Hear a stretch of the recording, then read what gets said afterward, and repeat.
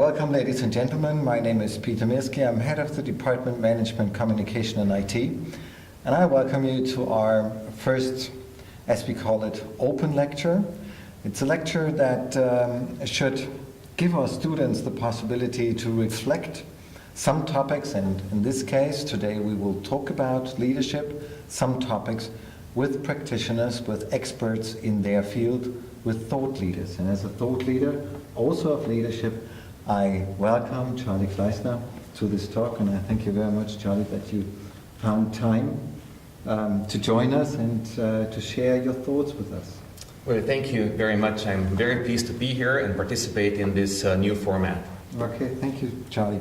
So perhaps, first of all, the idea of our talk will be all around what leadership means nowadays. And my first question would be, I would just like to ask you to introduce yourself just in respect of the leadership perspective, because you have been a leader, and I think also that you enjoyed being led by very famous and interesting persons. So you enjoyed good leadership, and you were a very good leader and very successful leader. Perhaps you could just address that.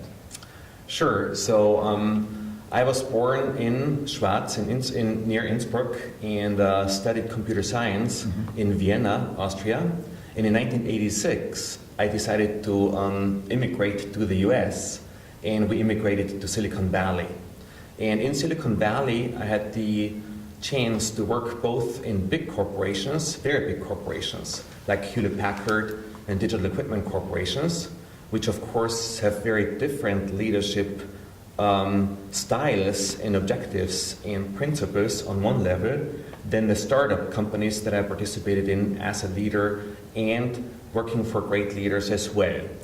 I had the opportunity to work for 3 startup companies in Silicon Valley, and I look forward to discussing the different leadership aspects from that perspective before switching over my career in 2002 all the way from only high-tech Silicon Valley to really what's now referred to as impact investing, where we create modern global networks that actually also deserve a different way of looking at leaderships while preserving some of the principles behind leaderships as well. Wow. So perhaps just as a starter, looking into theory, there are different models to think about leadership, also in terms of the history of leadership research. And just naming a few of them is that the first authors who thought about designing models about leadership started with the person itself. It was the idea of the big leader and a very charismatic person, just as an understanding that somebody is, as a person, a natural born leader, and whatever follows this personality comes then into being if the time is right for it. So that was the very first beginning. And then people and researchers started to integrate the social environment. They started to integrate the question, how should an organization be built in order to make leadership possible? How should the interaction between a leader and the group should be designed? And I would say at the very end of the day, we're actually discussing very modern forms of leadership. So my first question would be, do you think that the concept of a natural born leader is a very strong one? Is leadership something which we could learn, or should we be born as natural leaders? I think it's a fascinating topic, and I've thought about it quite a bit, also in the context of social entrepreneur leadership, right? And what would it take for somebody to actually maybe learn some of the traits that make an entrepreneur versus being born with it. And as with so many topics in leadership, it's not black and white. So I would say that you can certainly learn and practice certain aspects of leadership, but if you're not naturally inclined to actually portray who you are with your whole self and become more of a manager as opposed to a leader, then you would never be able to actually be an effective leader. And it's nice to reflect on the difference between a leader and a manager. Okay. A manager is more an administrator, and you certainly can learn administration tasks, project management, but the way to actually inspire your teams and the teams that might not necessarily report to you and the leaders that might not necessarily report to you really deserve a lot more than just administration. And that's where the qualities of a leader come in. And some of these qualities you cannot learn, you have to actually be born with. Okay. So you would say a manager works within the system, and the leader would then think about how to design the whole system and inspire the whole team and the whole idea. I think, Peter, systemic change, specifically in the context of IT, really needs leaders to get started with. Because a leader takes a new way of looking at the issues at hand and then develops, based on his or her experience, a vision that they then latch onto and that they then try to convince the world surrounding them, in Silicon Valley terminology, of course, the venture capitalists and the ecosystem player that helped them get things off the ground. And over time, arguably, some people think that leaders, if they don't have the capacity to manage, should think about bringing on a manager to complement their leadership, because both are required ultimately to make a successful company. And it's rare that one person combines both 100% or 150%. And myself, I think that I'm a fairly decent visionary, but I'm not the visionary. Okay. But I can actually work very, very nicely with the visionaries, and I bring management experience, but in the context of creativity and innovation. Yet, I used to be a vice president of technology or engineering, and I usually worked with a counterpart of mine to make sure that the team of us could cover both angles. Thank you. My next question would be, you just said you are a manager, you can also be a very good leader. So as a manager, and I think you also worked together with Steve Jobs. Correct. What did you expect from your leaders? And was there any conflict between these two roles? There is. This is a theoretical play that the one does this one and the manager does only the operational part. But that's theory. What's about practice? Oh, practice is very different, right? And I'm glad you brought up Steve Jobs, because he exemplifies maybe part of the good divisions and part of the challenges that we had to work with, having such a charismatic leader like Steve Jobs.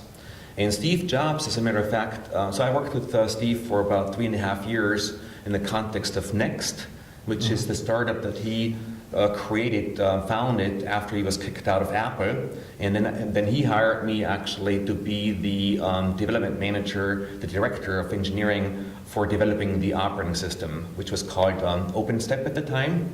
And when Steve sold Next to Apple in the late 90s, he made this operating system the main operating system of Apple, and it's now called System 10. So I had about 3.5 years of experience in working with him, and maybe I just key up a couple of thoughts that might generate more questions or observations. But one thing that he exemplified is actually both visionary and detail-oriented, not one or the other. I remember him coming into our offices before a major release and really detailing, we detailed all the different features to him, and he zeroed in immediately on the issues that he saw, and that points out another trait that can be very positive but can also be quite challenging, and that's his obsession with excellence, and that comes with not tolerating mediocrity, period. And he led a life, I think, by example, where he not only demanded that of himself, like any good, authentic leader should, but also from the people around him. And mediocrity was not an option. Okay. And that, of course, usually, compels teams to perform at their best, because if you buy into this, you get inspired by his own thrive into this. And yet, at the same time, it can become compulsive. And I think as a manager, you do need to counteract that sometimes when it gets in the way of, let's say, burning out people or other issues that might arise because of that relentless drive to excellency. Okay. Two things are coming to my mind. One is, don't you think also that you and your team inspired also Steve? Because listening to you, it seems like he had the full inspiration and you were the operating team.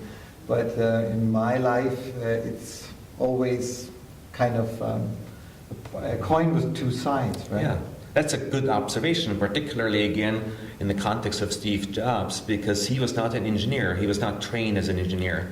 And there's a lot of stories out there where supposedly he did not treat some people well or with respect. He always treated engineers with respect because he knew that at the end of the day, in order to implement his vision, he needed engineers because he was not enabled to do that. And we, here's where the reciprocity comes in. I'm not a designer. I design beautiful algorithms, but algorithms don't manifest themselves necessarily in beautiful user experiences, right? And so we know, and therefore we respected his intuition on that. Arguably, the world's best intuition with respect to coming out with new, innovative, creative products, as opposed to doing marketing research. So in this context, I can certainly see and experience that Steve had no tolerance for mediocre market research, because in his opinion, some of the feedback that you get from doing market research is actually not valid, because the people that you try to serve don't know how to articulate what they need. And so in that sense, he used his intuition, which I learned from him on that level, as opposed to doing scientific research, which only gives you what you expect on one level. Yeah. Okay. And I also well understand that you as a technical team leader had the possibility to also inspire Steve on the one hand, because there are so many aspects also in technology which are absolutely not obvious, even though if somebody has a strong vision. But if you don't know that it is technically possible, perhaps you never come up with a new idea or an innovation. That is very true. And so I'll give you an example of this. I think I joined Steve's team in the mid-90s. And in 94, I think it was that Netscape went public. So at that point in time, the browser for the first time reached a state where people outside of technology could actually look at it. And we integrated, the web technologies in 92, 93 already into the operating system. And that enabled Steve then to articulate, hey, what can you do with that cool technology that he would have no clue, obviously, and about. And he then internalized that, so it was a give and take on both sides. And I think that really is a principle of good leadership, is that there's no great leader who claims, not even Steve, right, that he or she could do what they do by themselves. And similarly, the teams, I think, if you respect the words brightest engineers and enable them to self-actualize not only as an individual but working with the brightest of the brightest, that is the magic formula of getting new creative thinking and new creative innovative thought processes that manifest themselves in products and services. Okay. Here's another question, also concerning the design of a team. You were talking about the story with Steve, like perhaps once in a lifetime event where such a genius like Steve had a very good time, had a very good option. There was a demand on the market, and he had also very good technicians and bright teams to realize that. In order to do it again, would you say it would be helpful or even possible in practical life, in theory, yes, just to do something like a kind of an expectation management? So to teach... To do it again, teaching leaders, for example, what can you expect from these kind of teams? Because you said you were working with the brightest of the brightest, which is still a very special group of people. And on the other hand, giving the technicians kind of guidelines how to deal with the thought leader. So would you think, if you could, would that make any sense, just go into workshops or just provide both sides with profound knowledge how to deal with each other in terms of an expectation management. Well, I think I want to key off maybe from something that you said that I interpreted a little bit wider and talk to how to actually enable teams to become innovative and reinvent themselves to the extent that they actually cannibalize the old systems and the old business models, where the new business models or the new products would eat the business, so to speak, from the old ones. And it's very difficult to do that particularly in a high-tech company. And I would think that Steve Jobs is one of the only ones who consistently, at least over the last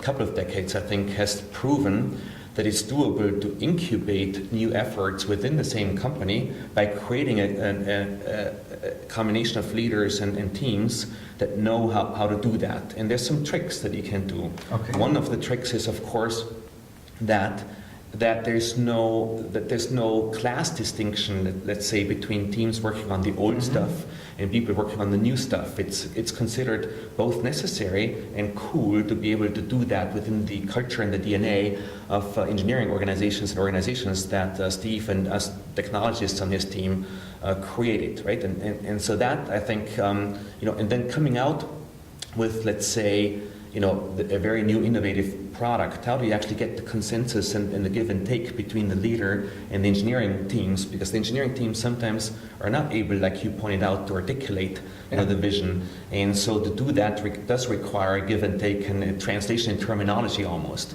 And Steve was quite innovative in enabling us and our teams to participate in these types of brainstorming sessions where it was a give and take between the visionaries and the technologists. He also exemplified another interesting principle behind leadership, and that's that you should really not make a trade-off, in his opinion, in providing a service unless you can provide it in the way that you think is right, in the way that you think provides the right level of quality, the right level of technology, the right level of components, the right level of interaction. And I think when you observe in the last 10 years how he brought out the which I didn't participate anymore, but from afar how he brought out the iPod and the iPhone and the iPad are really examples of business models that cannibalized the old business models and came out with a package that was really a package that nobody else could imagine from an intuition standpoint, with the brilliance of new technology and no trade-offs in between, seemingly. Yeah, okay. If I got you right, in terms of designing teams or integrating innovation, fast innovation, in a company, you would say it's perhaps not that good to have a kind of innovation silo, and the rest of the team is working on the old programs, which are for sure necessary because a lot of people are using the old stuff and the old technology still. It's the bread and butter part.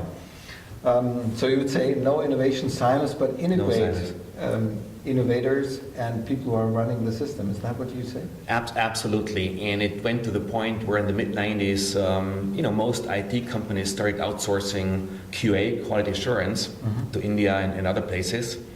And I asked Steve, should I think about outsourcing some of the QA work? And he said, let me ask you a couple of questions, Charlie. So in order to find the really difficult bugs in the system, who finds them? I said, well, engineers, not QA engineers, right? But engineers, because it's such a complex interaction between so many different components that there's no way from a desk person engineer to really understand the dependencies. And he said, well, here's your answer. They need to sit right next to you in order to really be effective. Okay. Now, I have a differentiated opinion on that, where you can outsource parts of QA, but really other parts you cannot outsource, and the interaction between the core team is really, really, really important. My son Alex, he's working in Cupertino right now with Apple, because the company that he worked for was bought out by Apple, and he wanted to work at home for a couple of days and still has a very difficult time getting the sign off because the interaction from the next days was like an open development lab, and everybody talked to everybody else, and then really it was on that level that the innovation and the sparks and the magic happened. Yeah, that's where the magic happens, so to say. The magic happens only with that. Only in that inspirational spirit, right? Yeah. And looking at I would say, technique coming out from Stanford is design thinking. Design thinking. And design thinkers would also say, let's integrate a lot of people in a very mixed team in order to come up with the right ideas. But still, you need somebody who's coming up with the right challenge. Yeah. So if you don't have a right challenge, kind of a crystallization point, Yeah. where all these ideas could find their place and just proceed, this could be then the part of the leader.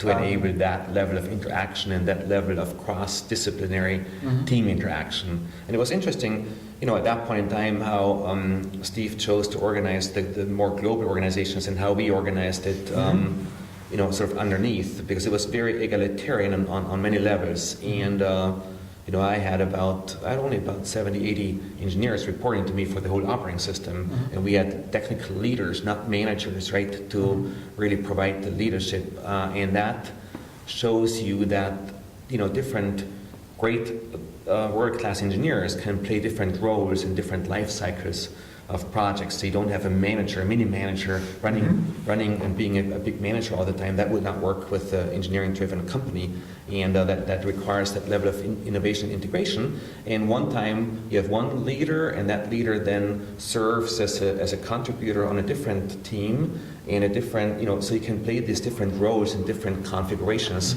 which I think is very rewarding to the top-notch engineers. Absolutely. Coming back where we are coming from, discussing the person as a leader, then and situations, the roles and the organization, I would just like to ask you, as you were a leader, and your last example was quite good for that, did you have a system in order in your mind or in your heart just to say and recognize, okay, this is now the right time for this leading person for that technology? Yeah. In this role, was there a plan for you, or was that very intuitive? It was both intuitive and a plan. And so I had a chance of building out a company, a business-to-business e-commerce company called Ariba in the late 90s and early 2000s, which just recently was sold to SAP, right, for about $4.5 billion, right?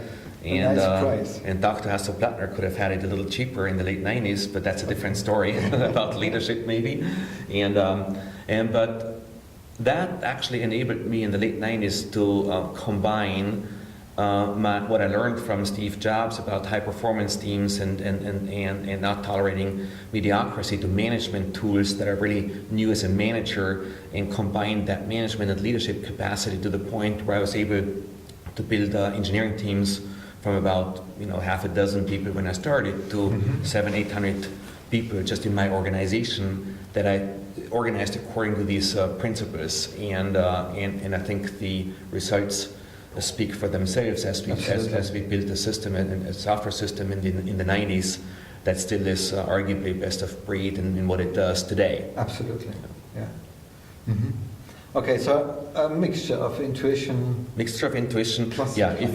Let's talk about this just a little bit more, because it's sometimes a non-intuitive concept for managers, particularly, right? And I think if a manager, a senior manager, an executive, comes in and pretends to know exactly the outcomes of their decisions, maybe 2 years in advance, I would stay away from that person, because what it actually does to your senior team is they're not open to different solutions that might actually be a lot better than what they can come up with in the planning stages.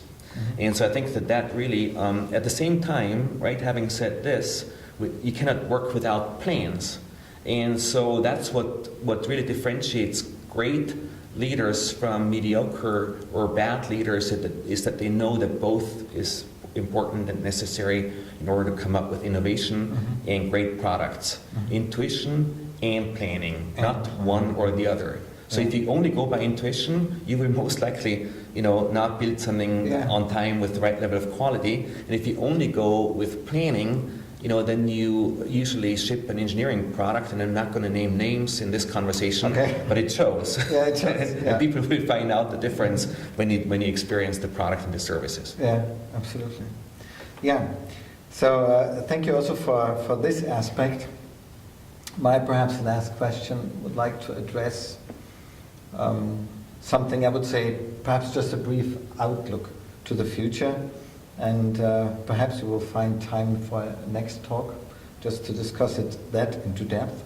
But what would you say now on the background of your experiences?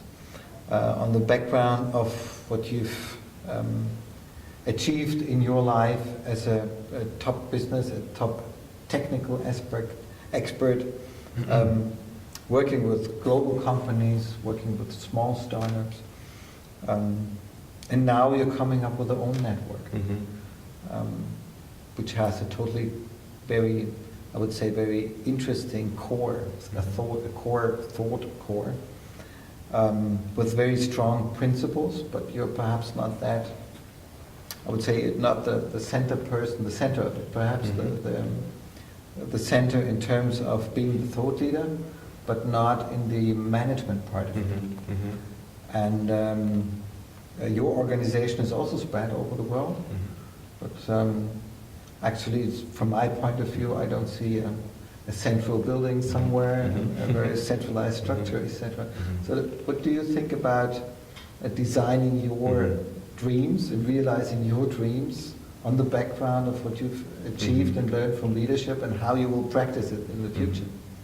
Is there a change? Is there a difference? Yeah, so there's a big difference. I think that we are now in an age where we can actually combine regional specificity, regional authenticity with a global infrastructure and a global backbone that unites humanity on that level. And really, we did not have that level of capability before.